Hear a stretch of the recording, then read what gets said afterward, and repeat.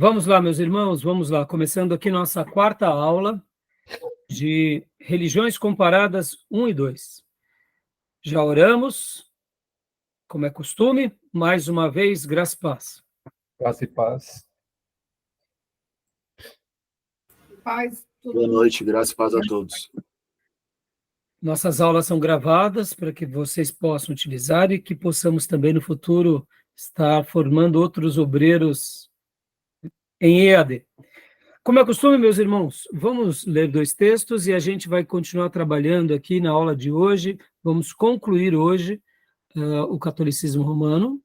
Quero abordar um pouco também sobre os ortodoxos, católicos ortodoxos, e a gente vai estar, querendo Deus, já e depois desse bloco, indo para uma outra religião, que seria o hinduísmo, tá bom? Então, hoje essa é a pauta do nosso dia. Eu separei várias coisas aqui para nós. Então, vamos trabalhar. Eu separei 2 textos para a gente ler, meus irmãos. O primeiro texto é 1 Timóteo 2, do 3 ao 6. E o segundo texto é Deuteronômio 6:4. Maísa, leia para nós, por gentileza, 1 Timóteo 2, do 3 ao 6. E Gil, pode ler Deuteronômio 6:4 para nós, por favor?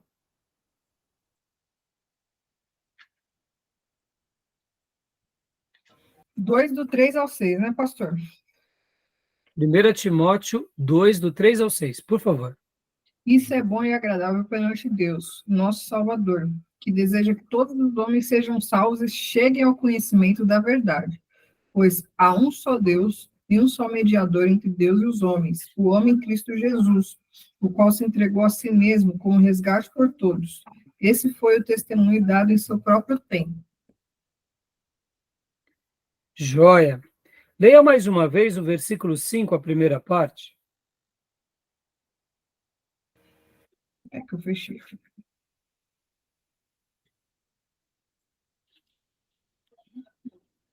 Por favor. Versículo 5, a primeira parte, né? Isso. Pois há um só Deus e um só mediador entre Deus e os homens. Ótimo. Só há um Deus. Ponto. Gil, leia para nós, por gentileza.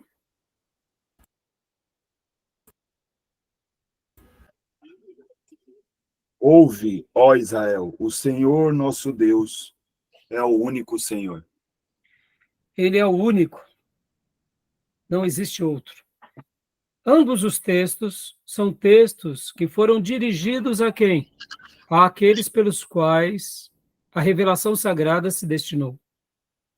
Mas seriam só para eles? É óbvio que não. Para todas as nações. Sabendo que Deus ele separa um homem, faz desse homem uma nação e faz dessa nação ser uma nação sacerdotal para todos os povos. E nesse projeto, o próprio Deus separa agora porque o mistério que estava oculto, que ele é revelado na pessoa do seu filho e que logo depois da sua morte, ascensão e a vinda do Espírito Santo, a igreja recebeu essa missão de proclamar o reino e aqui estamos. Então, meus irmãos, há um só Deus, tá bom? A gente não tem dúvida disso. Existem muitos outros falsos deuses, ponto. Respeitamos quem pensa de uma forma diferente, mas a revelação sagrada ela é muito clara. Porque até mesmo quando ela cita sobre outros deuses, a maneira em que ela cita é dizendo que eles são falsos, são intrusos, que eles não são legítimos. Então, esse é um ponto passivo que a revelação sagrada nos deixa.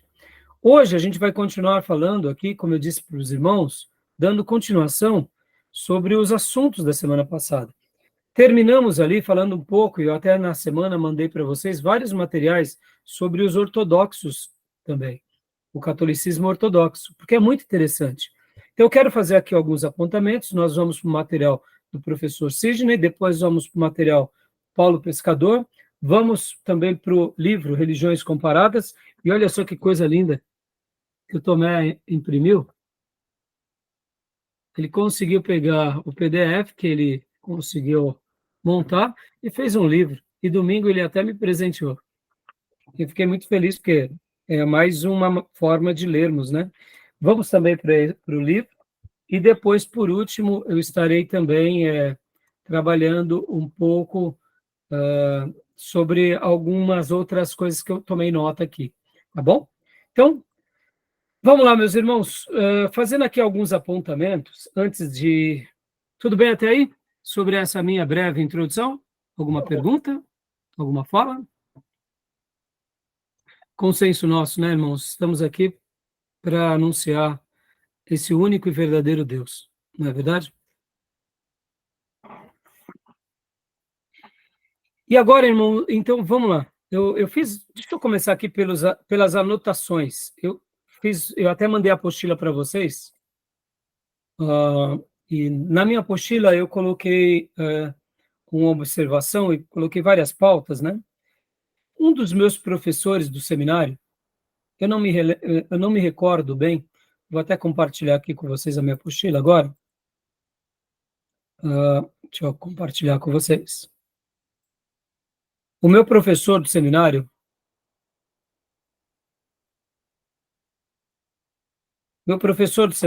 deduz o seu professor Zé Carlos, certa ocasião, ou foi algum outro dos meus mestres, falaram algo que eu nunca mais me esqueci, meus irmãos. O que eles mencionaram? Eles mencionaram o seguinte, que existe uma inteligência, um grupo que pensa muito e reflete muito no catolicismo.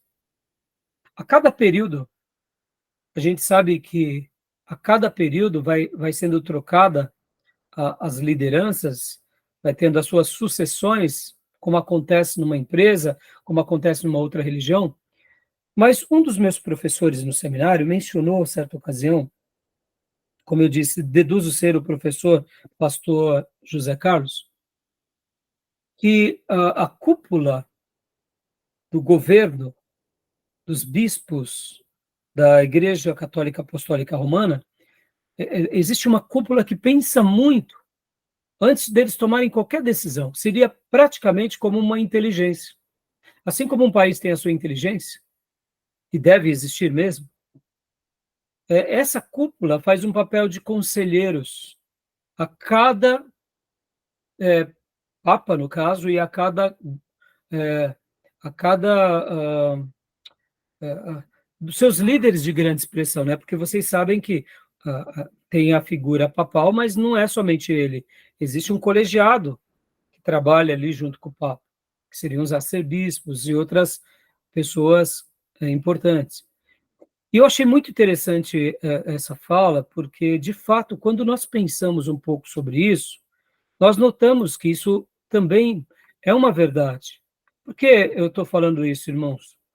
Porque quando a gente trata dos assuntos de fé, geralmente a gente costuma pensar assim, que tudo que acontece sobre os assuntos de fé são espontâneos, são espirituosos, e quando a gente realmente avalia as tomadas de decisões desses líderes, nós notamos que esse lado mais espontâneo praticamente não existe. E por que é interessante essa fala? Porque, de fato, isso preserva eles próprios. Eu acho que esse pensamento ele acaba sendo muito útil, porque, de fato, quando a gente vê historicamente, eles realmente, as suas tomadas de decisões não são tomadas de decisões levianas. E aqui eu até anotei na minha apostila um único exemplo, né? Porque, imaginem assim, irmãos, as cruzadas foi uma tomada de decisão dessa cúpula dominante? Foi. As indulgências foram como que eu posso dizer? Foi algo que essa cúpula possivelmente decidiu juntamente com as suas lideranças? Foi. A contra-reforma que aconteceu também foi passou por esse escrutínio? Sim. Então, por que eu estou falando tudo isso? Sabe, quando nós tratamos do assunto da religião, muitas vezes nós desprezamos o lado racional, o lado que pensa. A gente deixa tudo para o coração. E, geralmente, a gente acaba pecando nisso, porque, como líderes, nós somos líderes que pensamos, não somos líderes apenas que têm um coração e uma alma. Então, guarde isso. Essa fala desse meu professor foi muito boa, porque podem ver o quanto o povo de Deus, muitas vezes ao longo da sua história, não sofreu, porque agiu somente pelo coração. Uma fé, eu diria, sem muita lógica. Não estou dizendo que a gente vai seguir a lógica secular, a lógica do mundo, não é isso. Mas muitas vezes, quando nós falamos assim, vamos pensar mais sobre isso, não é muito bem visto essa palavra. É como se nós, de fato, tivéssemos que receber tudo como uma revelação de Deus, e de fato não é. Muitas vezes Deus deixou a igreja para que nós cuidássemos. E ele deixou o manual dele já para que nós o obedecêssemos. No entanto, no dia a dia, nós sabemos o quanto é difícil colocarmos em prática certas questões. Por quê? Porque a gente acaba não sendo surpreendido com uma nova coisa que acontece no mundo. Então, essa ideia de uma inteligência, de pessoas que pensam, de pessoas que lideram, de pessoas que usam essa mente a serviço de Deus, a serviço da palavra, refletindo e, claro, preenchendo todas essas lacunas com muita oração e jejuns, isso é fundamental. Então, eu estou dizendo isso para vocês, só para que vocês pensem um pouco sobre isso, porque isso acontece não só no catolicismo, mas acontece em todas as demais religiões. Eles não fazem uma tomada de decisão simplesmente porque, tive um sonho, o líder chega lá e pronto. Não, não é assim. Há uma história, há um legado, há um patrimônio, há muita coisa que está por trás. Tá bom, meus irmãos? Tudo bem? Vocês já ouviram falar alguma coisa sobre isso?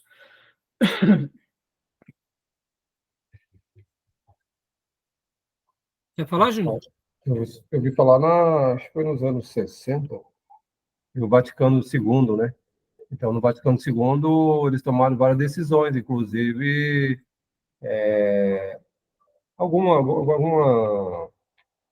algumas doutrinas que até protestante acredita, eles inseriam, né? Foi no Vaticano II, que teve a questão do carismático e tudo, né? Então, Falar a língua e tudo. Então, exatamente, eu coloquei até aqui na minha apostila essa observação, viu, Júnior? Ó, um exemplo disso, olha só que interessante, irmãos, olha só que interessante esse pensamento.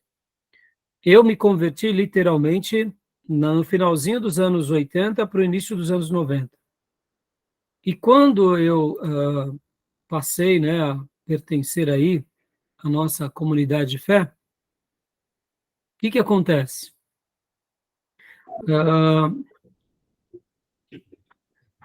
Logo na sequência, tivemos aquele episódio do quê? Do movimento carismático, lembram disso? Foi uma explosão, né? E o que acontece? Olha que interessante.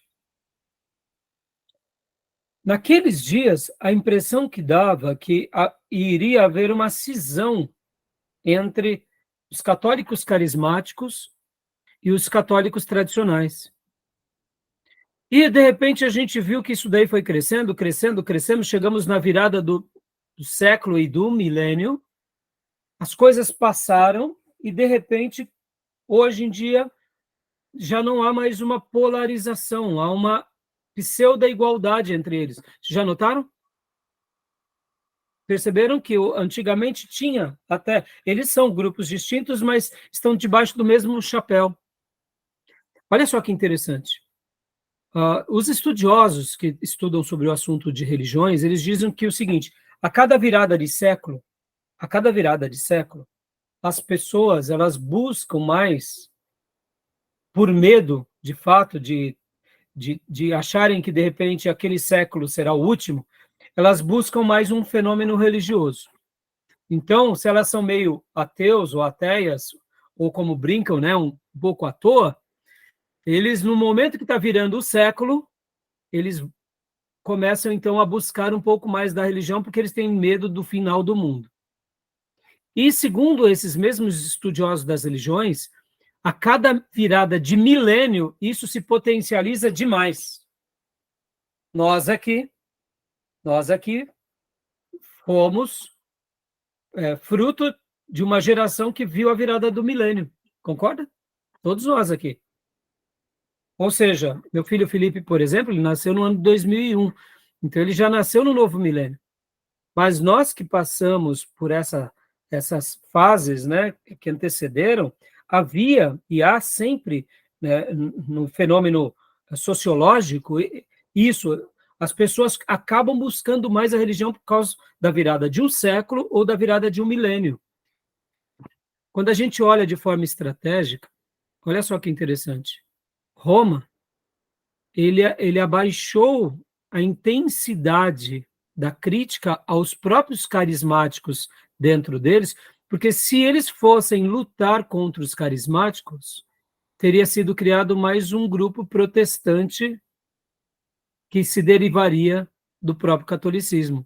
E o que aconteceu em 1517, quando Lutero fixa as 95 teses?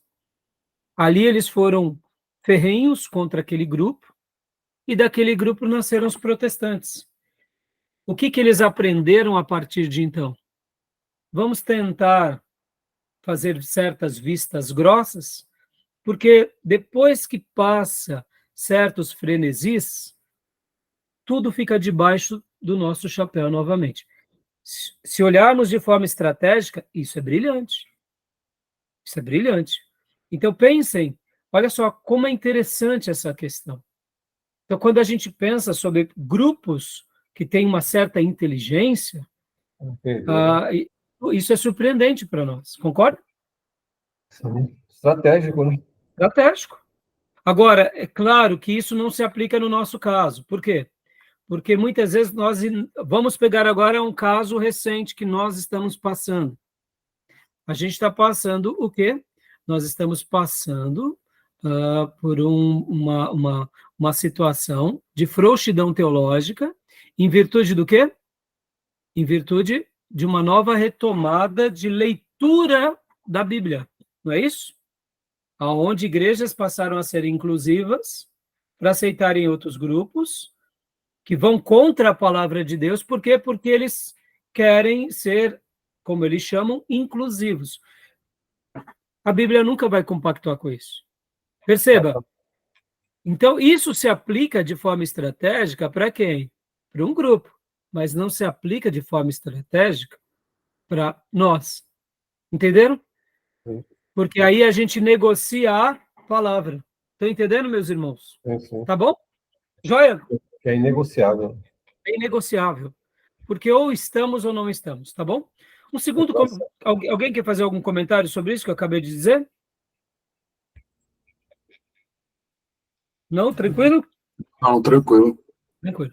O segundo assunto que eu anotei na minha apostila, que eu sempre vou montando aqui, em cada módulo, em cada aula, foi que eu aprendi com a doutora Luana Golim, certa ocasião, enquanto ela dava para nós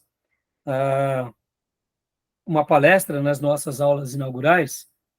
Ela falou algo que eu nunca mais me esqueci, que eu gostaria de deixar simplesmente como uma citação aqui, para que, caso o irmão queira aprender mais sobre o tema, é um assunto a ser abordado e pesquisado e pode enriquecer aí o seu acervo. Ela falava o seguinte, né? Por exemplo, quando nós tratamos sobre a pessoa de Deus, ou dentro de teologia sistemática, quando nós falamos sobre teontologia, que se trata das doutrinas de Deus, eu creio que todos que estão aqui na classe fizeram teontologia, né? A pessoa de Deus, não foi? Uhum. A irmã Cleusa, graça e paz, Cília, ela entrou na classe. Amém, pastor. Tá tudo bem com a minha irmã? Estou com muita dor de cabeça.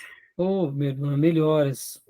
Muita dor de cabeça. No intervalo a gente conversa, mas Tá bom. se a irmã não estiver se sentindo muito bem, cuidado, porque a irmã é uma anciã, Não quero que a irmã force além da medida, tá bom? Eu só estou aqui assistindo. Tá bom. Tá bom? Então, no intervalo, a gente conversa. Tá bom, pastor. Então, irmãos, nós fizemos teontologia, não foi? E em teontologia, nós não aprendemos sobre a pessoa de Deus? Foi isso? Claro. Quem é Deus? Né? Quais são os atributos comunicáveis e incomunicáveis? Falamos sobre a Trindade. Percebam que na nossa teologia protestante, que temos como base principalmente a teologia reformada, aprendemos tudo aquilo que a Bíblia diz o que Deus é. E a professora Luana Golim, em certa ocasião, ela falou o seguinte, que os ortodoxos gregos, eles também têm uma abordagem sobre a pessoa de Deus, inclusive dizendo o seguinte, eles trabalham construindo a pessoa de Deus, inclusive também trabalhando naquilo que a Bíblia não afirma que ele não é. Ou seja, a nossa construção é uma construção a partir do que a Bíblia revela quem ele é. Mas os ortodoxos gregos também trabalham essa outra linha, dizendo, a gente é como se fosse mais ou menos assim, eles dão um passo. Eu sei que isso pode parecer um pouco perigoso, de fato é, mas sabe quando nós pegamos um texto e trabalhamos ele na sua afirmação, mas nas entrelinhas, na sua negação? Pode ser feito isso, irmãos. Quer ver um exemplo? Domingo eu preguei sobre Jó. E quando Deus está dialogando ali com Satanás, por causa que, de fato, Satanás diz para Deus, olha, Jó, ele é muito abençoado, o Senhor colocou uma cerca ao redor dele. Claro que ele vai te servir. Toca em tudo que ele tem e vamos ver se ele vai te adorar. Aí Deus diz para Satanás, vai lá e faz o que você está me pedindo, só não tira ali a vida. Aí depois, no segundo momento em que Satanás conversa com Deus e Deus com Satanás, Deus diz para Satanás, olha que interessante, você intentaste mal contra o meu servo, mesmo sem ele ter feito nada para merecer. Interessante, né? Logo, o que nós entendemos? Jó não merecia porque o território de atuação do diabo é onde? É onde está o pecado. Mas Jó não fazia parte desse nicho, porque Jó era o quê? Um homem íntegro, reto, que temia Deus e que se afastava do mal. Logo, não estava sob o domínio. E quando Deus diz, você intentaste mal contra ele, mesmo ele não merecendo, o que Deus está dizendo? Nas entrelinhas, no negativo. Tem muita gente que merece. E é por isso que o diabo deita e rola. Está entendendo nas entrelinhas? Então, na pessoa de Deus, o catolicismo ortodoxo faz uma abordagem assim, eu nunca estudei, eu tenho muita curiosidade de aprender, mas eu estou falando isso, irmãos, porque eu sei, seria a pessoa de Deus. Então, nós trabalhamos na teologia protestante sobre o que a Bíblia afirma que Deus é. Mas os católicos ortodoxos, eles trabalham também nas negações. O que a Bíblia diz que ele não é? Ou nos negativos, né? Então, ao mesmo tempo, traz uma certa luz sobre a pessoa de Deus, já que tudo que aprendemos dele está na nossa revelação. Bom, é só uma abordagem que eu queria dizer para vocês verem que, assim como eu falei há pouco sobre a inteligência dos católicos romanos, em que eles pensam nas suas tomadas de decisões estratégicas ao longo dos séculos, os nossos, ou melhor, os outros católicos ortodoxos, eles também pensam a respeito das teologias e até mesmo da pessoa de Deus, e tem hora que a gente tem que conhecer sobre isso e contra-argumentar, e tem coisas que, se realmente for um pensamento coerente, não tem nenhum problema. Como eu disse desde a minha primeira aula, existem muitos pontos de contato, porque, de fato, o catolicismo, como nós construímos, inclusive, nas últimas aulas, ele começa diante ali de todo aquele desenvolvimento na história, só que ele se envereda por outro caminho, né? Mas, assim, ao mesmo tempo, como eles preservam ainda a Bíblia também, então, em alguns assuntos que ele vai trabalhar sobre a Bíblia, eu acho que seria interessante a gente também aprender. Tá bom, meus irmãos? Então, eu só fiz essa questão. E a última abordagem que eu separei aqui. Bom, querem falar alguma coisa sobre isso que eu acabei de falar? Alguma dúvida, pergunta? Tem alguma dúvida, alguma pergunta? Não. Ô, pastor, as principais diferenças deles, assim, quais são, assim? Então, eu mandei na classe, Gil, para não ficar uma aula muito extensa, porque eu queria ter gastado apenas uma aula sobre o catolicismo, né? Mas, você vê, a gente já vai gastar duas. Mas, no material que eu encaminhei na aula, você vai ver Vou dar uma várias olhadinha. diferenças, tá bom? E depois dê uma olhada que dentro daquele material... Hoje a gente vai trabalhar um pouco, mas, assim, lá está mais informativo, com mais detalhes. Só para você ter uma ideia, uma coisa bem Ok. curiosa, Gil, bem curiosa mesmo, é até a cruz. A cruz. Não sei se você já chegou a ver a cruz do ortodoxo grego é totalmente diferente da cruz do catolicismo convencional. Entendeu? A cruz. Já chegou a ver isso ou não? Entendeu? Não vi, Não? não. Então, a cruz. E só para você ter uma ideia, Gil, quando houve aquele grande cisma, em 1054, eles só voltaram, porque no cisma, os romanos disseram que os outros eram hereges, e os ortodoxos disseram que os romanos eram hereges. E eles ficaram-se sem conversar. Por quanto tempo?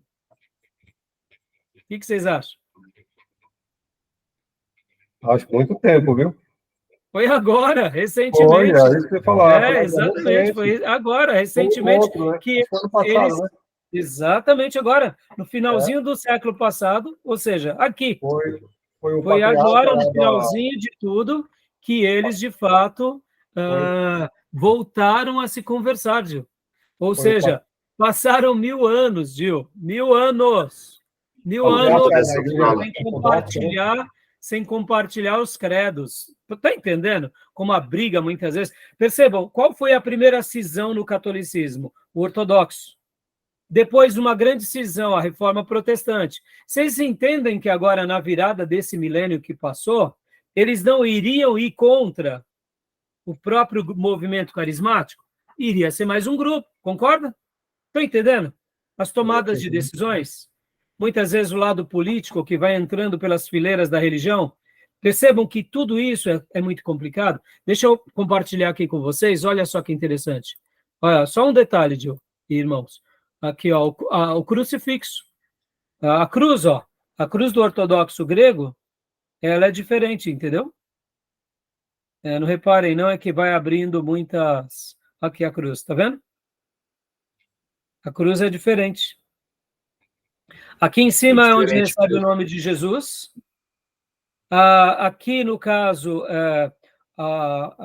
vai ter onde está as mãos de Jesus. Vai ter um lado que, de fato, é o lado aonde estava o ladrão que se converte. Então, vai ter uma indicação de que esse lado foi o lado aonde o ladrão que se converteu está com a mão mais para cima, e a indicação do outro lado, com a mão mais para baixo, seria o outro, né, criminoso que não se converte. E aqui embaixo seria uma menção à caveira, o lugar, lá em Jerusalém, possivelmente, onde Jesus... aliás, aqui embaixo, onde está a caveira. Então, assim, ó, tá até aqui, eu mandei no artigo para vocês, ó. Aqui, ó. A cruz ortodoxa tem 8 braços. E Jesus aparece com os 2 pés feridos por cravos, né? Ó, como mostra. Na extremidade superior, temos o lugar onde se escreveram o nome de Jesus em vários idiomas. Na inferior, podemos ver a caveira que remete ao Calvário, monte de Cristo onde ele foi crucificado. Ou seja, aqui, ó, parte inferior. Aí aqui, ó, também chama a atenção o braço inclinado. O lado esquerdo para o alto, ou seja, se não me falha a memória, esse lado aqui, ó, tá vendo? Seria esse lado aqui. Seria onde o bom ladrão, estava o bom ladrão, aquele que estava sendo crucificado junto a Jesus, que o pediu perdão. E o lado direito, que está para baixo, esse daqui, ó, tá vendo?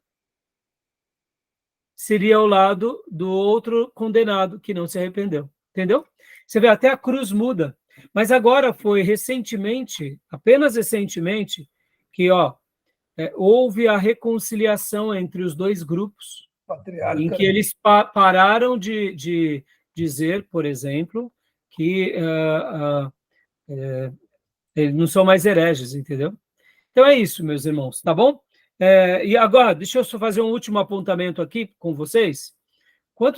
Quais os grupos, né, dentro da ortodoxia? Os católicos ortodoxos, quais são os maiores? É o ortodoxo russo e o ortodoxo grego.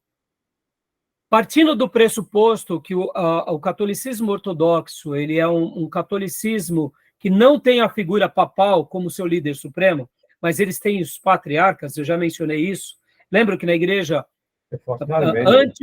antes da figura papal, como aprendemos na última aula, os grupos cristãos eram divididos em 5 grandes patriarcas. Eles conservam isso. Então, é comum também, e é bem comum, que devam existir outros grupos ortodoxos de outros países que sejam também católicos ortodoxos da Romênia, católicos ortodoxos da Polônia, está dentro do conglomerado ortodoxo. Eles têm ali os seus, vamos dizer assim, as suas também tradições. Eles não têm adoração aos ídolos, eles têm os ídolos como uma forma iconoclasta, aquilo que eu falei da figura. Eles não fazem veneração aos ídolos. Sim. Então, assim, é bem interessante. Hoje a gente só vai dar uma pincelada. Então, eu fiz esse apontamento aqui da nossa apostila, só para enriquecer mais a nossa aula, tá bom? Beleza? Alguma dúvida? A Armênia é bem forte. Então, e por eles terem essa questão de serem diferentes dos outros grupos, Júnior, olha que interessante. Eles acabam, o quê? Eles acabam, como que eu posso falar? Eles acabam, opa, deixa eu pôr aqui, onde a gente tinha parado. Ó, só parar aqui. Eles acabam sendo, geralmente, olha que interessante, por eles não terem a figura papal que centraliza tudo, então eles acabam sendo grupos democráticos dentro deles. Ou seja, o católico ortodoxo russo tem a sua liderança e tem o seu patriarca. O católico ortodoxo grego tem a sua liderança e tem o seu patriarcado. Possivelmente os outros grupos também. Então, dentro desses grupos, são os líderes, porque eles acabam sendo um pouco democráticos. Vocês concordam, irmãos? Hã? Tem figura centralizada. Total. Exato. Entendeu? Então, é isso aí. Aqui, ó. Em 1965, eles retiraram essas questões. Foi agora, recém. Né? Sim. Tá bom, meus irmãos? Mas então continuam separados. Hã? Mas Sim, continuam por quê? separados. Porque politicamente não é correto. Porque, irmãos, uma das coisas que tem o romanismo, e quando eu for falar agora do catolicismo romano, eu vou chamar de romanismo. Quando eu for falar agora dos católicos ortodoxos, eu vou falar ortodoxismo, mas a palavra ortodoxo, percebam que ela pode servir também para protestante, os protestantes ortodoxos. Então, eu vou falar católico ortodoxo, para deixar claro, tá? Mas não é conveniente, por quê? Porque essa figura centralizadora, ela acaba sendo uma figura onde o viés político sempre predomina. E já na descentralizadora, querendo ou não, é uma maneira também de gerar mais independência religiosa, tá bom? E diminui o viés político, pelo menos no que se diz respeito à condução de todos, né? Então, agora a gente vai voltar para os slides da semana passada, vamos acabar eles e depois eu vou entrar nos outros materiais. Tudo bem até aí? Ok. E olha, depois vejam direitinho lá o material que eu mandei, que ele vai ser muito bom para vocês entenderem essa complexidade. Quando a professora Luana Golim, irmãos, ela fez a abordagem sobre a pessoa de Deus na perspectiva dos ortodoxos, católicos ortodoxos, eu achei muito interessante. Irmãos, deixa eu ensinar uma coisa aqui para vocês. A verdade é a verdade até mesmo na boca do inimigo, tá bom? A gente não tem que ter medo. Estão entendendo? A gente não tem que ter medo de contra-argumentar com qualquer tipo de verdade. E quando eu falo do inimigo, é para confrontar mesmo, no sentido assim, podem ver que uma fé que, de fato, ela não é baseada em crendices, ela não tem medo de contra-argumentar. Então, quando nós pegamos, por exemplo, uma filosofia oriental, e dentro daquela filosofia oriental existem coisas interessantes, a gente que pensa de outra forma, ou que tem outro credo, não pode ignorar que aquilo é interessante porque temos outro credo. A gente não pode ir para esse radicalismo. O que nós devemos dizer é, nós não compactuamos com aquele credo, mas o que aquele grupo está fazendo é ético, é correto. E muitas vezes nós devemos olhar para dentro dos nossos guetos, da nossa religião, e dizer, mesmo sendo do Deus vivo e do Deus verdadeiro, tendo a revelação sagrada nas mãos, o que estamos fazendo, estamos errados. Olha só, parece loucura.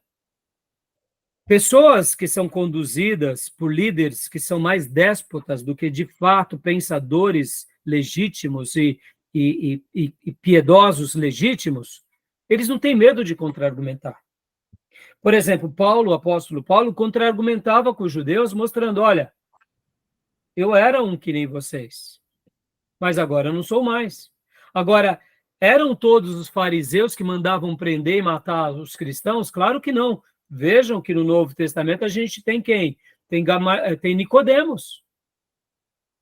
Nicodemos era uma dessas pessoas ilustres que no momento em que ele ia falar sobre Jesus, ele defendia pelos princípios do Velho Testamento. No entanto, quando chegavam para ele e falavam, por exemplo, e pode vir um profeta de tal lugar, ele ficava calado, porque ele falava, e agora eu não tenho uma resposta.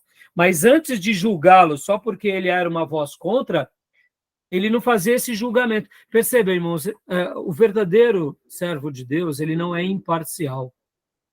E é isso que eu disse, uma verdade é sempre uma verdade na boca de quem quer que seja, até mesmo de um ateu. Estão entendendo, meus irmãos?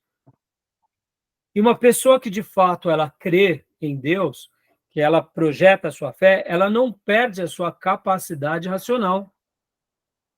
Por isso que a gente pode ler uma literatura romanista, ortodoxa, grega, russa ou de outra linha, e falar, puxa, isso daqui é interessante. Qual o problema? Não tem nenhum problema. A gente pode ler qualquer livro de qualquer segmento religioso e falar, poxa, isso daqui é muito interessante. Agora, vamos aplicar essa verdade no nosso mundo religioso? Possivelmente não. Por quê? Porque nosso crivo, ou seja, a nossa base, a nossa peneira é as escrituras. Tá bom? Mas isso são coisas que a gente precisa aprender a fazer. Tá? Beleza? Tudo bem até aí? Ok. Vamos lá, então vamos ler rapidamente aqui. A gente não vai ler todos os slides, irmãos, inclusive, só dar uma dica aqui para vocês. Quando a gente for falar dos apócrifos, a gente só vai pincelar, porque eu quero que depois vocês peguem o material que está em slide e leia, porque a gente já tratou um pouco disso nas aulas de introdução ao Novo Testamento e ao Velho Testamento. Tudo bem? Ok. Tudo bem, meus irmãos? Então, Sim. quem estiver no futuro assistindo essas aulas, nós trabalhamos melhor sobre os apócrifos nas matérias de introdução ao Antigo Testamento e na matéria introdução ao Novo Testamento. É só pesquisar lá depois. Vamos lá, então. Leia para nós, Maísa, por gentileza, o slide que está na tela. Catolicismo romano. A igreja passa a ficar dividida com a parte ocidental em Roma e oriental em Constantinopla. A diferença entre elas tornou-se cada vez maiores. No ano 1054, as duas se separam, o que veio a ser o primeiro grande cisma do Oriente. Uma igreja excomungou a outra. Em 1965, retiraram, mas continuam separadas. E aqui é uma figura clássica de um reencontro entre João Paulo II e o patriarca daqueles dias. Podem ver que as roupas, os trajes, só que dentro do o patriarca do ortodoxo grego ou russo, os ortodoxos, eles não têm a infabilidade, tá, meus irmãos? Eles são questionáveis. Aqui, né, mais um pouquinho sobre as roupas e as liturgias. É claro, irmãos, eles também têm a tradição. Aqui está a figura de Cristo iconoclasta. O que seria isso? Eles têm, sim, as fotos penduradas, mas eles não prestam culto, como fazem os católicos romanos. E, inclusive, um pouco antes do grande cisma, já tinha tido uma grande rixa entre eles, porque os ortodoxos, lá em Constantinopla, quebraram os ídolos, acabaram com os quadros, e isso deu um racha violento. Depois, vejam algo sobre isso no material que a gente já passou até um pouco para vocês, tá bom? Então, leia para nós agora, Maísa, rapidamente, continuando aqui, vamos só fazer uma pincelada para a gente concluir, porque agora a gente vai se deliciar na parte mais legal, que é a parte dos erros doutrinários, da parte que eu me divirto. Vamos lá. Na Idade Média, a Igreja Católica se firma como uma das maiores instituições políticas e religiosas do Ocidente. Só uma pausa, por favor, Maísa. Lembra que eu falei que no mundo antigo tinha os reis de cada cidade, e o Papa, ele conseguiu, na figura dele, ser mais poderoso do que todos os reis? Por isso que foi uma união na figura de uma pessoa que acabava tendo o viés religioso, mas que acabava desaguando aonde? Nas questões políticas, né? Então, continua para nós, filha. É a grande detentora de propriedades de terra e dominando o campo do saber. As grandes bibliotecas medievais e os estudos filosóficos ocorriam quase sempre nos mosteiros medievais. Ou seja, olha as terras, olha o latifúndio, tudo em nome da religião, assim como também o conhecimento, ou seja, eles dominavam tudo. A religião, a política, as terras, o campo, o saber, e eles determinavam o que era sagrado e correto e o que não era. Continua, por gentileza. Nesse período, surgiram os monges copistas, que reproduziam vários exemplares da Bíblia, e um movimento conhecido como Cruzadas. Jóia. Pode ler? Levando em consideração a crença da salvação das almas, libertariam as almas dos hereges, pois seria ela eterna, e mostrando o seu poder político, a Igreja instalou a Santa Inquisição ou o Tribunal do Santo Ofício. Isso. Pode continuar? Inquisição, questionar, averiguar. Nisso, os católicos torturaram e mataram um grande número de pessoas. Então, meus irmãos, a gente não pode apenas olhar para esse momento como um momento, se coloquem assim, eles dominavam já por séculos, como na última aula eu falei, na cabeça deles eles viviam como se fosse um milênio, por séculos e gerações eles dominavam, logo eles queriam extirpar o mal. Dessa forma foi a estratégia que eles criaram. Nós sabemos que foi errada. Se eles tivessem a Bíblia nas suas mãos, lendo do Gênesis ao Apocalipse, com certeza eles não iriam praticar o que praticaram. Mas olha só, a tradição acabou alcançando um prestígio maior do que as Escrituras e o poder, em todos os seus sentidos, também. E história confirma, e nós sabemos o mal que isso ocorreu, né? Bom, aí nós, inclusive, tudo isso a gente viu na aula passada, mas eu quis só pincelar rapidamente, porque estava dentro do escopo do que a gente está trabalhando. Então, leia para nós, Cília, rapidamente. Escudo da Inquisição Espanhola, 1571. No centro, a cruz de Cristo. A espada, símbolo do castigo aos hereges. O ramo de oliveira, símbolo da reconciliação com os arrependidos. Em latim, a inscrição. Que seria essa mesma aqui, só que está em latim. Pode ler para nós, irmã? Surge, domine et judica, causam tuam. Salmo 7:3. Levantai-vos, ó Deus, e defendei a vossa causa. Salmo 73, 22. Muito bem, filha. Vai ganhar um ponto extra. Leu melhor do que eu na semana passada. Muito obrigada. E aí, aqui, irmãos, século XVI, continua lendo rapidinho para nós, Cília? Século XVI, alguns monges tentam voltar a igreja para a Bíblia e tirar todo o acréscimo de doutrinas. Solicitavam mudanças nos ritos católicos, como a cobrança de indulgências, a usura, entre outros. Martinho Lutero, João Calvino, Ulrico Zwinglio e outros. A igreja não aceitou, por isso excomungou e perseguiu todos aqueles que protestavam ao estado atual da igreja. Joia. Assim, houve outro cisma com os protestantes, os que aceitaram se organizando em igrejas independentes, presbiteriana, batista, anglicanas e outros. Como reação, a Igreja Católica faz um concílio em Trento, 20 a 30 anos depois da Reforma, concílio da Contra-Reforma.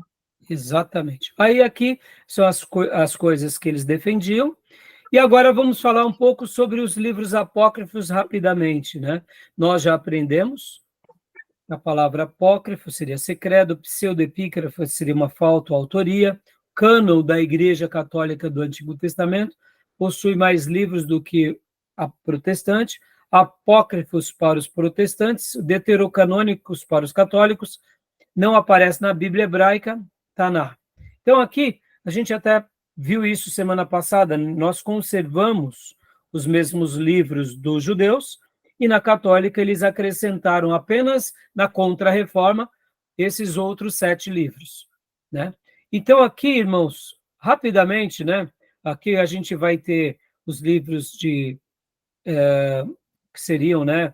Todos eles que são os apócrifos, Tobias, Judite, Sabedoria, Eclesiástico, Baruque, 1ª e 2ª, Macabeus, 6 capítulos e 10 versículos acrescentados no livro de Esther, e os 2 capítulos de Daniel, tá bom?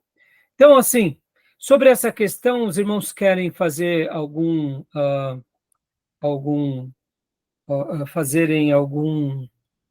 gastar algum tempo? Acho que sobre essas questões aqui dos apócrifos, eu acho que está bem resolvida para nós. Vamos apenas fazer uma abordagem em um dos livros, só para a gente poder fechar essa questão dos apócrifos. Tudo bem? Acho que não precisa a gente ler todos, tá? O que vocês acham? Ou querem ver todos? Não? Os irmãos têm algumas dúvidas sobre essa questão, porque nós trabalhamos já a introdução ao Antigo Testamento e Novo Testamento. Eu creio que isso está bem resolvido para nós, não é? Sim, pastor, sim. Joia. Então, só vamos ver agora esse daqui de Tobias, uma abordagem que, inclusive, o professor Sidney faz uma síntese, mostrando, porque, irmãos, agora que a Igreja Católica tinha passado por aquela situação sobre a Reforma Protestante, eles precisavam mostrar a sua autoridade sobre as Escrituras. E aí eles pegam os apócrifos e colocam.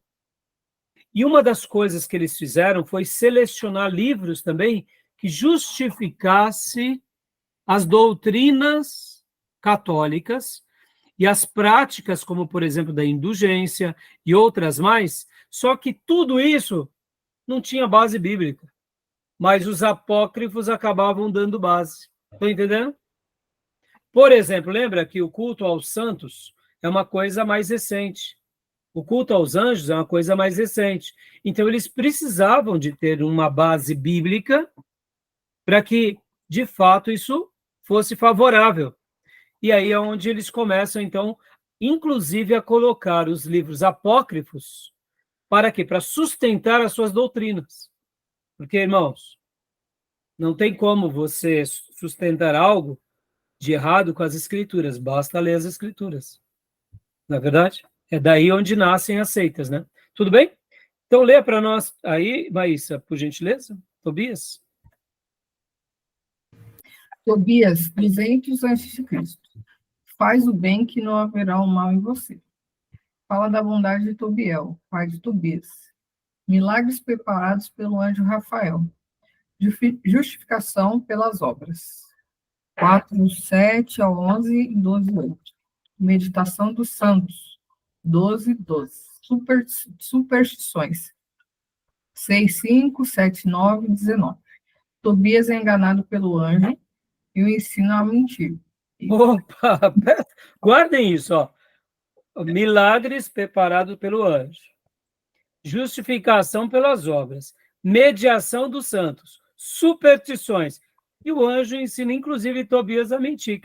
Opa, deu um pano de fundo aí para várias coisas que aconteceu entre eles ou não? Opa! É o anjo caído, esse aí? Tá claro que esse anjo aí não é de Deus. Claro que esse anjo aí aprendeu com outro anjo. Agora, olha que interessante. Rafael, né? Nós temos na Bíblia Gabriel e temos na Bíblia Miguel. Lembram desses dois? Que nós entendemos que são anjos e arcanjos. E Rafael, onde está na Bíblia? Não está. Mas na tradição cristã e judaica, entra Rafael, inclusive por causa dos apócrifos. Você não verá o nome Rafael em nenhuma literatura canônica que não seja dos apócrifos, entendeu? Então, segundo a tradição, Rafael seria um terceiro anjo. Entendeu? Mas não está. É claro que ele veio dos infernos mesmo. É da terceira parte, né? Da terça parte que caiu nesse aí. Né? Então. Agora, lê agora para nós, Fia. O livro de Carochinha, né? Tá bom. Eu vou parar aqui a gravação, que deu horário, irmãos. A gente vai ver essa situação. Vamos só ficar com Tobias, porque, olha, depois de Tobias, o professor Sidney, olha só que legal, ele trabalha aqui com Tobias, mostrando, né, tudo que aconteceu, né, com Tobias. Ele vai passar um resumo. Depois do resumo, ele vai mostrar algumas coisas, os erros, vai dar os textos de Tobias que sustenta isso. Aí ele vai para os outros livros. O professor Sidney foi muito legal, Aqui, Judite também. Vamos ler Tobias e Judite. Vale a pena, irmãos.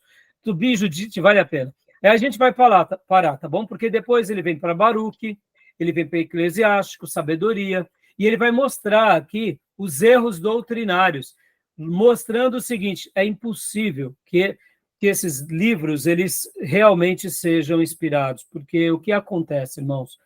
Na tradição judaica, era normal, tem muitos livros da tradição judaica, mas não significa que era um livro da história do povo judeu.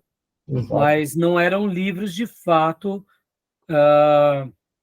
inspirados, né? Porque você vê muitos erros, inclusive erros como, por exemplo, de datação, de reis, entendeu? Quando nós pegamos, por exemplo, o livro de Esther e nós vemos as citações, ou, por exemplo, o livro de Ezequiel, você vê que as citações estão precisas, é correta.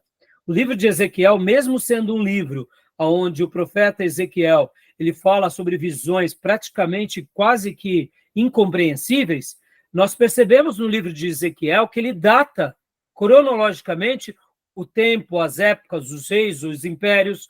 É algo maravilhoso. E quase todos os livros do Velho Testamento têm isso. Então, assim, é muito interessante, né? Quando um livro ele é um apócrifo, seja do Antigo Testamento ou do Novo, ou seja, é um livro apenas da tradição de um povo, ou foi, quem sabe, um pseudo-acréscimo, é notório os erros, né? Tá bom? E aí, depois disso, a gente vai para as doutrinas, tá? Católicas, que a gente vê como erros. Tudo bem até aí? Então, vamos parar aqui a gravação e vamos ficar só com essas duas partes aqui, que é muito legal. Essas duas aqui vale a pena, irmãos. Só para a gente ver um pouquinho, porque é importante, tá? Beleza? Tudo bem até aí? Ok. Fechou? Alguma pergunta, alguma dúvida? Não? Vamos parar aqui, então. Tá bom, meus irmãos? Parar a gravação agora. Uhum. O livro é tão